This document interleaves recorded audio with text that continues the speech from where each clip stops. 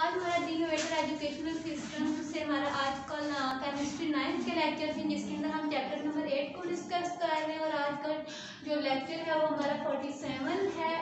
इसके अंदर जो आज का टॉपिक हमें डिस्कस करना है वो है हमारा comparison between alkali and alkaline earth metals. मैंने लास्ट लेक्चर में भी आपको बताया था कि अल्कली और अल्कलाइन अर्थ मेटल की क्या पोजीशन है इन पीरियोडिक टेबल। तो मैंने आपको बताया था टॉप लेफ्ट साइड पे अगर हम देखें तो हमारे पास जो दो ग्रुप्स आते हैं, अगर हम पीरियोडिक टेबल को देखें उसके टॉप लेफ्ट साइड के ऊपर जो दो ग्रुप्स हैं वो हमारे पास आ जाते हैं, alkali and alkaline earth metals. यहाँ पे मैं आपको पीरियोडिक टेबल से दिखा भी देती हूँ कि वो कौन से। तो देखिए हमारे पास जो आ जाता है फर्स्ट जो ग्रुप आता है ये हमारे पास आ जाता है, ये साइड पे देखें हाइड्रोजन लिथियम सोडियम कह रहा है, ये हमारे पास फर्स्ट है और इसको कहते हैं अल्कली मेटल। दूसरा जो हमारे पास आ जाता है वो है अल्कलाइन अर्थ मेटल, जिसके ऊपर लिखा हुआ है 2A और इसके मेंबर्स हैं बेरिलियम, मैग्नीशियम, कैल्शियम, स्ट्रोंशियम। तो नेक्स्ट हम टॉपिक की तरफ जाते हैं। तो इसके अंदर हमने इनकी फिजिकल और केमिकल प्रॉपर्टीज को डिस्कस करना है, जिसके अंदर हम देखेंगे कि अल्कली और अल्कलाइन अर्थ मेटल्स में क्या डिफरेंस है। सबसे पहले जो हमारे पास आ जाता है हमने देखना है हमारे पास जो है अल्कली और अल्कलाइन अर्थ मेटल्स की सिंबल्स क्या हैं। सबसे पहले हमारे पास आ जाता है जो अगर हम टॉप पे देखें हमारे पास अल्कली मेटल्स हैं, alkali metals, alkaline earth metals. तो सबसे पहले हमें इनकी सिंबल्स का पता होना चाहिए। बुक के अंदर टेबल 8.1 के अंदर इनकी मेंशन है इनकी सिंबल। जैसे हमारे पास अगर हम टॉप फर्स्ट ए का फर्स्ट देखें ग्रुप जो हाइड्रोजन है, हाइड्रोजन को छोड़ के बाकी सारे जो मेंबर्स हैं ये सारे अल्कली मेटल्स में आते हैं। तो सबसे पहले हमारे पास आ जाता है लिथियम। लिथियम की सिंबल है Li। इसके बाद सोडियम है तो सोडियम की सिंबल हमारे पास आ जाती है Na। इसके बाद हमारे पास पोटाशियम है तो उसकी K आ जाती है। हमारे पास रुबिडियम है तो Rb और इसी तरह हमारे पास सीजियम है तो उसकी Cs और हमारे पास फ्रोंशियम की Fr आ जाती है। इसी तरह हमारे पास अल्कलाइन अर्थ मेटल्स हैं तो इनकी सिंबल हमारे पास सबसे पहले बेरिलियम आ जाती है, फिर मैग्नीशियम, फिर हमारे पास कैल्शियम, इसके बाद हमारे पास आती है स्ट्रोंशियम आ जाता है, इसके बाद barium and radium, barium and radium. इस तरह हमारे पास ये अल्कली मेटल्स की ये सिंबल्स हैं और ये हमारे पास है अल्कलाइन अर्थ मेटल्स की सिंबल। इसके साथ ही अगर हमने देखा तो हमारे पास उनके साथ लिखा हुआ है, जैसे लिथियम के साथ 3 लिखा हुआ है तो ये इसका है एटॉमिक नंबर। सोडियम के साथ 11 लिखा हुआ है, पोटेशियम के साथ 19 लिखा हुआ है, रुबिडियम के साथ 37 लिखा हुआ है, सीजियम के साथ 55 एंड 87। इसी तरह हमारे पास बेरिलियम के साथ 4, मैग्नीशियम के साथ 12, कैल्शियम के साथ हमारे पास लगा है 20। अगर हम देखें ये हमारे पास 30, रुबिडियम ये 38, ये हमारे पास 56 और ये हमारे पास आ जाएगा 88। ये इनके एटॉमिक नंबर हैं। इन एटॉमिक नंबर से हमें पता है कि हमें इलेक्ट्रॉनिक कॉन्फ़िगरेशन करनी है। तो इस तरह हम इलेक्ट्रॉनिक कॉन्फ़िगरेशन आपको प्रीवियस जो चैप्टर्स हैं उनमें करवाई गई है, तो उनके एटॉमिक नंबर से हमने उनको कैसे इलेक्ट्रॉनिक कॉन्फ़िगरेशन करनी है। तो हमारे पास जो एलिमेंट्स हैं ग्रुप 1A के, ये है जो 1A और ये हमारे पास है 2A। अब जो हमारे पास 1A के हैं उनको कहते हैं अल्कली मेटल्स। इसके बाद हम कहते हैं कि ये इनके ऑक्साइड्स को जब हम वाटर के साथ ऐड करते हैं, पीछे मैंने आपको इक्वेशन से भी बताया कि कैसे मेटल से उसका ऑक्साइड बनता है जब ऑक्सीजन के साथ ऐड करता है, और उसके बाद जब आप उस मेटल के ऑक्साइड का वाटर के साथ रिएक्शन करते हैं तो वो कोई बेस बनाती है। तो इसके क्योंकि वो बेस बनाती है ये मेटल, तो इसी बेस पर उनका नाम दिया गया है इनको अल्कली मेटल्स। तो ये जो दोनों हैं अल्कली मेटल्स और अल्कलाइन अर्थ मेटल्स, इनको कहते हैं एस ब्लॉक एलिमेंट्स बी कहते हैं। क्या कहते हैं, अल्कली और अल्कलाइन अर्थ मेटल्स को एस ब्लॉक एलिमेंट्स भी कहते हैं, क्योंकि इस वजह से इनको एस ब्लॉक कहते हैं कि इनके जब इलेक्ट्रॉनिक कॉन्फ़िगरेशन की जाती है तो इनका जो लास्ट वाला इलेक्ट्रॉन है वो एस सब शेल में कंप्लीट होता है।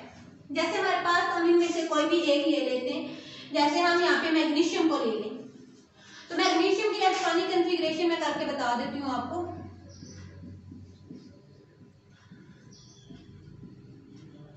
देखें, ये 12 इलेक्ट्रॉन कंप्लीट हो गए क्योंकि मैग्नीशियम के अंदर 12 इलेक्ट्रॉन थे, तो यहाँ पे हमारे पास देखिए इसके लास्ट वाले जो 2 इलेक्ट्रॉन थे वो किधर लाइक कर रहे हैं, एस सब शेल के अंदर लाइक कर रहे हैं। तो एस सब शेल में लाइक करने कारण इस वजह से इनको नाम दिया जाता है एस ब्लॉक एलिमेंट्स का। इसी तरह मैं अगर अल्कली मेटल्स में से भी जैसे मैंने पोटेशियम 19 को लिया है, इसकी इलेक्ट्रॉनिक कॉन्फ़िगरेशन करें तो इसका भी लास्ट वाला इलेक्ट्रॉन एस सब शेल के अंदर लाइक कर रहा होगा, तो इस वजह से हम इसको एस ब्लॉक एलिमेंट में रखते हैं।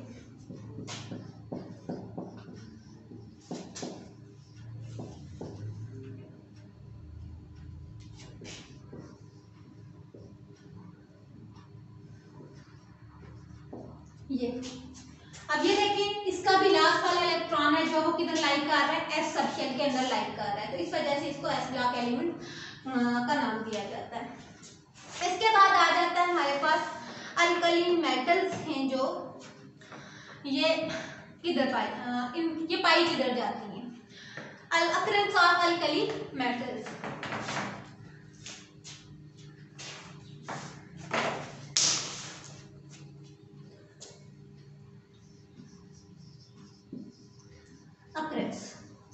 तो सबसे पहले हमारे पास आ जाता है कि अल्कली मेटल्स हैं जो हमारे पास हाईली रिएक्टिव होती हैं। इसके बाद ये इसकी दूसरी प्रॉपर्टी है कि ये गुड रिड्यूसिंग एजेंट है। इन 2 प्रॉपर्टीज की वजह से, एक हाईली रिएक्टिविटी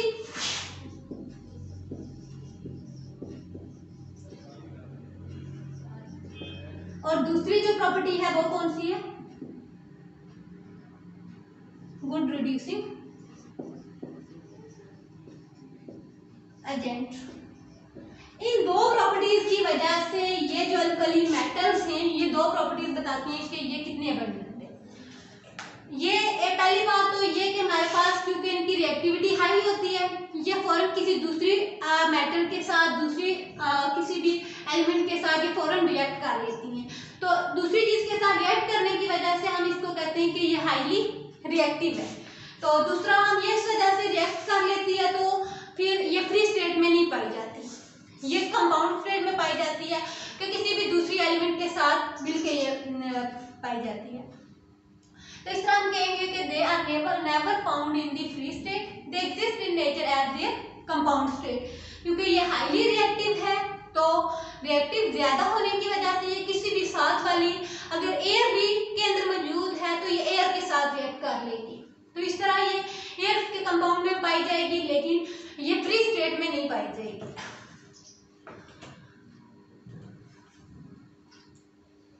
इसके बाद है कि हमारे पास जो कुछ मिनरल्स हैं फर्स्ट ए ग्रुप के, अल्कली मेटल्स के हमारे पास कुछ मिनरल्स आ जाते हैं। तो यहाँ पे टेबल 8.2 है जो इसके अंदर लिखे हुए, जैसे सोडियम के हैं, लिथियम के हैं, पोटाशियम के हैं। तो इनके मिनरल्स और उनके मिनरल्स के नेक्स्ट केमिकल फार्मूला दिए हुए, जैसे सोडियम के हैं तो रॉक सॉल्ट है, तो चाहे सॉल्ट कीटर नाइट्रॉन वगैरह। तो आपने इस टेबल से 8.2 से ये मिनरल्स भी तैयार करने हैं और इन मिनरल्स के साथ आपने इनके केमिकल फार्मूला भी तैयार करने हैं। तो यहाँ से 4 क्वेश्चन या फिर ऑब्जेक्टिव टाइप का क्वेश्चन आपके पेपर में आता है। इसके बाद हमारे पास जो नेक्स्ट टॉपिक आ जाता है वो आता है physical properties of alkali metals. Alkali metals की फिजिकल प्रॉपर्टीज क्या हैं? सबसे पहले वो कहता है कि ये जो हमारे पास हैं, ये वाली lithium, sodium, potassium, rubidium, caesium है, फ्रांशियम है, जो ये हमारे पास सॉफ्ट मेटल है। ये क्या है? हमने सबसे पहले इनकी जो प्रॉपर्टी बतानी है वो क्या है? Soft metal. इसके बाद हमारे पास आ जाता है इनकी के जो हमारे पास ट्राफ वाले मेंबर्स हैं, ये ज्यादा लाइटर हैं as compare to last bottom वाले। अगर हम लाइटेस्ट में देखें तो हमारे पास लिथियम सबसे लाइटेस्ट मेंबर है, सोडियम उससे कम, पोटाशियम, लेकिन सबसे कम कौन सा है, फ्रोंशियम। अगर हम इसका डाउन द वर्ड ये ट्रेंड देखें तो इस तरह हमारे पास ये जो फर्स्ट 3 मेंबर्स हैं लिथियम, सोडियम और पोटाशियम, ये इतनी लाइट होती हैं कि ये वाटर से भी ज्यादा लाइट है। इसके बाद वो कहता है कि जो वेपर्स हैं अल्कली मेटल्स के वो मोनोएटॉमिक होते हैं, और इसके बाद वो कहता है कि इनमें से कुछ डायटॉमिक भी होते हैं। तो ये डायटॉमिक वाला ट्रेंड है जो डाउन द वर्ड डिक्रीज हो रहा होता है। इसके बाद वो कहता है कि हमारे पास जो आ जाता है ये जो है ये कौन सा बॉन्ड बना रही हैं, वो कोवलेंट बॉन्ड बना रही हैं आपस में। ये जो मेटल्स हैं इनके रिस्पेक्टिव सॉल्ट्स होते हैं, और जैसे हमारे पास सोडियम है तो सोडियम का आपने सोडियम क्लोराइड देखा होगा कि जब इस मेटल के साथ कोई नॉन मेटल जैसे क्लोरीन है तो इसने रिएक्ट किया तो सोडियम क्लोराइड बनाया, इसको कहते हैं कॉमन सॉल्ट। तो ये इसका रिस्पेक्टिव सॉल्ट है। पोटाशियम है तो पोटाशियम अपने रिस्पेक्टिव सॉल्ट के बनाने के लिए किसी नॉन मेटल के साथ रिएक्ट कर रहे हैं, जैसे KCl आ जाएगा, रुबिडियम, सोडियम वगैरह, ये हमारे पास इसके रिस्पेक्टिव सॉल्ट बन जाएंगे। इसकी रिएक्टिविटी की वजह से कि ये क्योंकि ये मेटल्स हमारे पास बहुत ज्यादा रिएक्टिव होती हैं तो इसलिए इनको इनर्ट रखने के लिए इनको हम अलग एटमॉस्फेयर में रखते हैं या आयल वगैरह में रखते हैं, हम ऐसी जगह पे रखते हैं जहाँ पे ये रिएक्शन ना कर सकें। तो इसके बाद हमारे पास इसकी डेंसिटी है या इसका वॉल्यूम है। देखिए एटॉमिक नंबर है, एटॉमिक नंबर को अगर हम सबसे पहले देखें तो हमारे पास 3 इसका एटॉमिक नंबर है, इसका 11 है, 19 है। अगर आप इस ट्रेंड को देखें तो डाउन द वर्ड इसका ये ट्रेंड इंक्रीज हो रहा है। तो इस तरह इसका एटॉमिक और आयनिक जो है इसका डाउन द वर्ड क्या हो रहा है, इंक्रीज हो रहा है। डेंसिटी भी इसी तरह डाउन द वर्ड क्या हो रही है, लिथियम की कम है लेकिन फ्रोंशियम की ज्यादा है। क्यों? क्योंकि डाउन द वर्ड क्या हो रहा है, इसका जो ट्रेंड है डेंसिटी का, एटॉमिक रेडियाई का, आयनिक रेडियाई का, ये सारा ट्रेंड डाउन द वर्ड क्या हो रहा है, इंक्रीज हो रहा है। जैसे मैंने आपको बताया ये एटॉमिक नंबर की एग्जांपल भी है। इसके बाद जो नेक्स्ट हमारे पास इसकी प्रॉपर्टीज आ जाती है, melting point, boiling point, specific heat, ionisation energy, heat of atomization, heat of hydration of energy. ये सारी टर्म्स हैं जो इलेक्ट्रोनेगेटिविटी वगैरह, ये सारी टर्म्स आपने पहले पढ़ी हैं, लास्ट चैप्टर में आपने इन सबको पढ़ा है। तो ये वो कह रहा है कि ये जो सारी टर्म्स हैं जैसे कि हमारे पास boiling point, melting point, specific heat, ionisation energy, heat of atomisation, ये सारी डाउन द वर्ड डिक्रीज हो रही है। पहले उसने बताया कि डाउन द वर्ड कौन सी चीजें हैं जो इंक्रीज हो रही हैं। फिर नेक्स्ट टॉपिक स्टेप में उसने ये बताया कि जब हम डाउन द वर्ड जाते हैं तो कौन सी चीजें इंक्रीज डिक्रीज हो रही हैं। दोनों तरफ हमारे पास डिक्रीज है डाउन द वर्ड। कुछ चीजें हमारे पास जब हम डाउन द वर्ड जाते हैं वो इंक्रीज होती हैं, लेकिन कुछ चीजें हमारे पास डिक्रीज होती हैं। कौन कौन सी चीजें हमारे पास डाउन द वर्ड इंक्रीज हो रही हैं, तो उसमें आ जाती है हमारे पास एटॉमिक और आयनिक रेडियाई और डेंसिटी, ये डाउन द वर्ड इंक्रीज होती है। डिक्रीज कौन सी चीजें होती हैं, ionization energy, melting point, boiling point, specific heat, heat of hydration वगैरह, ये हमारे पास डाउन द वर्ड क्या हो रही है, डिक्रीज हो रही है। इसके बाद जो नेक्स्ट हमारा टॉपिक है वो है हमारे पास इसकी अल्कली, ये हमारे पास की फिजिकल प्रॉपर्टीज। अब हमने देखनी है इसकी केमिकल प्रॉपर्टीज कि हमारे पास जो अल्कली मेटल्स हैं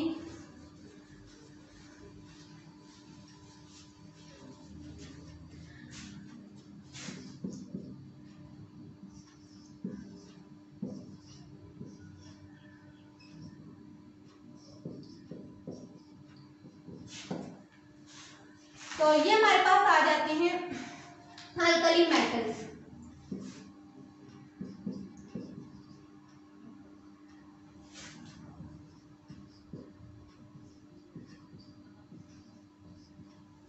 इनकी जो अल्कली मेटल्स की जो प्रॉपर्टीज हैं, इनकी केमिकल प्रॉपर्टीज, सबसे पहले हमें देखना है कि अगर ये हाइड्रोजन के साथ रिएक्ट करती हैं, ऑक्सीजन के साथ रिएक्ट करके ये क्या बनाती हैं, हैलोजन के साथ कैसे रिएक्ट करती हैं।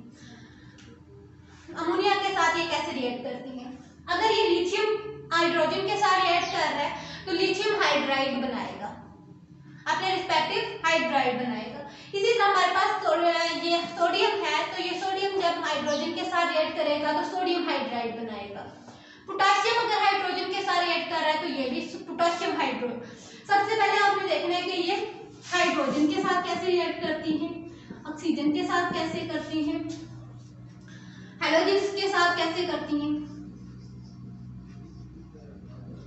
इसके बाद आपने देखना है कि अमोनिया के साथ, अगर लिथियम के हाइड्रोजन के साथ रिएक्ट करते हैं तो हाइड्राइड बनाएंगी। अगर ये सारी मेटल्स ऑक्सीजन के साथ रिएक्ट करती हैं तो ऑक्साइड बनाएंगी।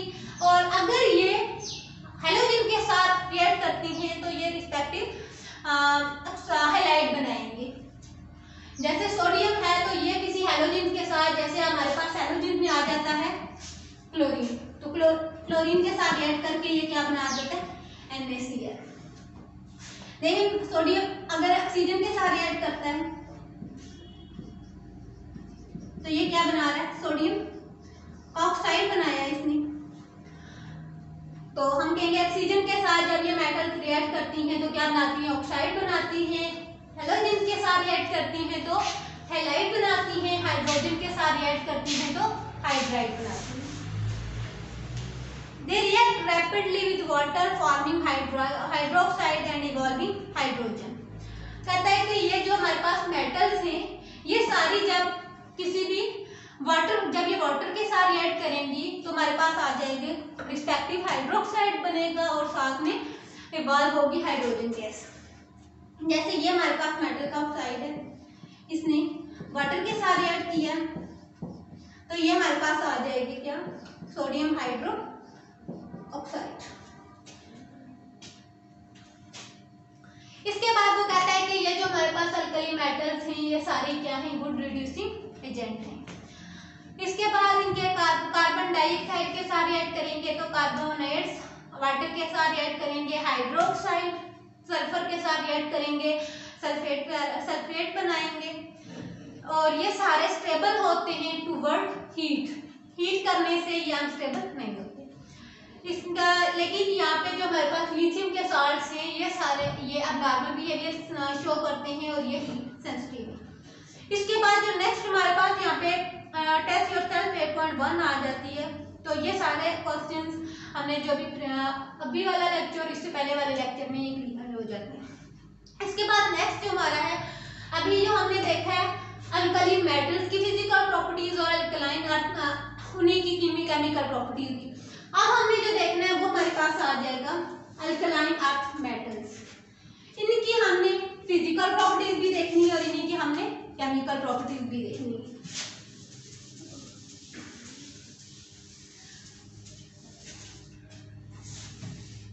तो ग्रुप 2A है जो ये हमारे पास आ जाता है beryllium, magnesium, calcium, strontium, barium और रेडियम। इनके जो ऑक्साइड्स हैं इसके बाद ये आ जाता है, ये भी ऑक्सीजन के साथ रिएक्ट करके अपना रिस्पेक्टिव ऑक्साइड बनाती है और वो ऑक्साइड जब वाटर के साथ रिएक्ट करते हैं तो हाइड्रोक्साइड बन जाता है। इसके बाद आ जाता है कि ये कहाँ पाए जाते हैं, तो ये हमारे पास आ जाता है कि ये भी फ्री स्टेट में नहीं पाए जाते क्योंकि मेटल्स हैं। तो मेटल्स के बारे में हमने ये प्रॉपर्टी पढ़ी है कि ये बहुत ज़्यादा रिएक्टिव होते हैं, किसी ना किसी चीज़ के साथ ये फौरन रिएक्ट कर देते हैं। तो इस वजह से अगर आप इनको रखते हैं तो ये सराउंडिंग में जो भी चीज़ होगी उसके साथ रिएक्ट कर लेंगे, तो रिएक्ट करने की वजह से ये फ्री स्टेट में नहीं पाई जाएंगी, कंपाउंड स्टेट में पाई जाएंगी। इसके बाद आ जाता है कि हमारे पास टेबल 8.3 है जो बुक के अंदर, इसके अंदर भी हमारे पास एलिमेंट्स हैं, मिनरल्स हैं, केमिकल फार्मूले। आपने एलिमेंट्स भी याद करने हैं, मिनरल भी याद करने हैं और इनके रिस्पेक्टिव केमिकल फार्मूला भी याद करने हैं। सबसे पहले हमारे पास आ जाता है physical properties of alkaline earth. सबसे पहले हमारे पास आती है ionization energy, electron affinity, electronegativity, melting point और बॉइलिंग पॉइंट है जो ग्रुप 2 के वो डिक्रीज होते हैं डाउन दी वर्ल्ड। हमने देखना है कि कौन सी जो ट्रेंड है जो डाउन दी वर्ल्ड डिक्रीज हो रहे हैं और कौन से डाउन दी वर्ल्ड इंक्रीज हो रहे हैं। तो उसने कहा है कि जो हमारे पास फर्स्ट पॉइंट में आ गया ionization energy, electron affinity, electronegativity, melting point और बॉइलिंग पॉइंट वगैरह ये सारे डाउन दी वर्ल्ड क्या हो रहे हैं, डिक्रीज। अब दूसरी साइड पे हमने देखना है कि कौन सी चीजें हमारे पास राउंड द वर्ड इंक्रीज हो रही है। सबसे पहले हमने देखना है कि अगर हम देखें एटॉमिक नंबर, वो डाउन द वर्ड क्या हो रहा है, इंक्रीज हो रहा है, इसकी डेंसिटी भी इंक्रीज हो रही है, आयनिक रेडियस भी इंक्रीज हो रहा है। इसके बाद वो कहता है कि ये हमारे पास डिक्रीज कौन सी चीजें हो रही है और इंक्रीज, ये हमारे पास क्लियर हो गया कि electron affinity, ionization energy, melting point, boiling point वगैरह ये सारे डाउन द वर्ड डिक्रीज हो रहे हैं, लेकिन आयनिक और जो हमारे पास इनका एटॉमिक रेडियस वगैरह है ये सारे क्या है, डाउन द वर्ड इंक्रीज हो रहे हैं। फिर हमारे पास ये भी क्योंकि मेटल्स हैं तो ये भी इलेक्ट्रिसिटी को कंडक्ट करती हैं, इनकी वजह से। इसके बाद वो कहता है कि ये अगर हम इनकी इलेक्ट्रोपॉजिटिव, तो हम बताएं कि ये हमारे पास जो सेकंड ए ग्रुप है ये हमारे पास क्या है कि ये इलेक्ट्रोपॉजिटिव है या ये इलेक्ट्रोनेगेटिव है। तो हमने पहले के बारे में पढ़ा फर्स्ट ए ग्रुप के बारे में, ये इलेक्ट्रोपॉजिटिव है, ये भी इलेक्ट्रोपॉजिटिव है।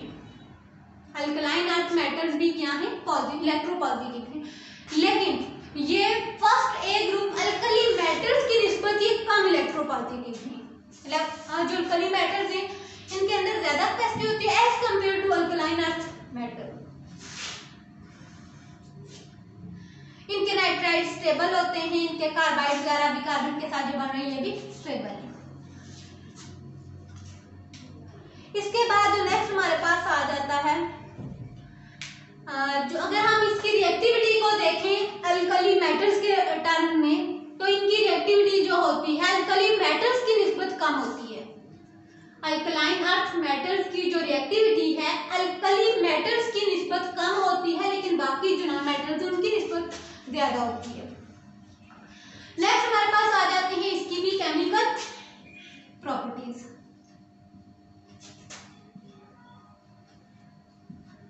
तो सबसे पहले हमारे पास आती है केमिकल प्रॉपर्टीज के अंदर हमने देखना है, केमिकल प्रॉपर्टीज के अंदर हम वही चीज देखते हैं जो पीछे हमने अल्कली मेटल्स के केस में देखा कि ये हाइड्रोजन के साथ कैसे रिएक्ट करती हैं और क्या बनाती हैं, हाइड्राइड बनाती हैं। इसी तरह जब ये ऑक्सीजन के साथ रिएक्ट करती हैं तो क्या बनाती हैं, वाटर के साथ रिएक्ट करती हैं, क्या बनाती हैं, कार्बन के साथ रिएक्ट करती हैं तो क्या बनाती हैं। केमिकल प्रॉपर्टीज में हम ये चीजें देखते हैं। सबसे पहले हमारे पास आ जाता है कि ये जो हमारे पास होती है अल्कलाइन अर्थ मेटल्स, ये एटमॉस्फेरिक ऑक्सीजन के साथ रिएक्ट करके इजीली क्या हो जाती है, ऑक्साइड बना लेती हैं। इसके बाद वो कहता है कि इनके जो ऑक्साइड्स हैं ये वाटर के साथ रिएक्ट करते हैं तो ये हमारे पास क्या बना लेंगे, वो हमारे पास आ जाएगा हाइड्रोक्साइड बन जाएगा। जैसे हमारे पास बेरिलियम भी ये ऑक्सीजन के साथ रिएक्ट करे तो ये बना लेगा बेरिलियम ऑक्साइड। अब ये बेरिलियम ऑक्साइड है जो हमारे पास, ये जब वाटर के साथ रिएक्ट करेगा तो ये क्या बनाएगा, beryllium hydro oxide. It's mean कि ये जो बेरिलियम जो सारे अल्कलाइन अर्थ मेटल्स हैं जब ये ऑक्सीजन के साथ रिएक्ट करेंगे तो रिस्पेक्टिव ऑक्साइड बनेगा, और इस ऑक्साइड का जब आप वाटर के साथ रिएक्शन करवाते हैं तो ये हमारे पास रिस्पेक्टिव हाइड्रोक्साइड बन जाएगा। इस तरह इसकी भी जो बेसिक स्ट्रेंथ है वो ज्यादा है क्योंकि ये बेरिलियम हाइड्रोक्साइड क्या है, बेस है। अगर ये बेरिलियम हाइड्रोजन के साथ रिएक्ट करती है तो ये हमारे पास जैसे बेरिलियम बी अगर हाइड्रोजन के साथ रिएक्ट करती है तो हमारे पास आ जाएगी बेरिलियम हाइड्राइड। इसी तरह हमारे पास आ जाता है कि ये जो हमारे पास है कोई भी अल्कलाइन अर्थ मेटल है कार्बन के साथ रिएक्ट करती है तो रिस्पेक्टिव कार्बाइड बनाती है, और अगर ये नाइट्रोजन के साथ रिएक्ट करती है तो रिस्पेक्टिव नाइट्राइड बनाती है। सल्फेट के साथ रिएक्ट करेगी, सल्फर के साथ रिएक्ट करके ये क्या बनाएगी, सल्फेट बना लेगी। इसके बाद वो कहता है कि दे गिव सल्फेट का जनरल फार्मूला MsO4। यहाँ पे MsO4 है जो इसके अंदर जो M है ये आपके पास कोई भी मेटल हो सकती है, जैसे मैग्नीशियम भी हो सकती है, बेरिलियम भी हो सकती है, कोई भी अल्कलाइन अर्थ मेटल। इसी तरह आपने देखा होगा बुक के अंदर लिखा हुआ है Ml2। यहाँ पे जो M है ये कोई भी मेटल है, इनमें से कोई भी मेटल हो सकती है। देखिए carbonates and halides of general formula, ये इनके जनरल फार्मूला है।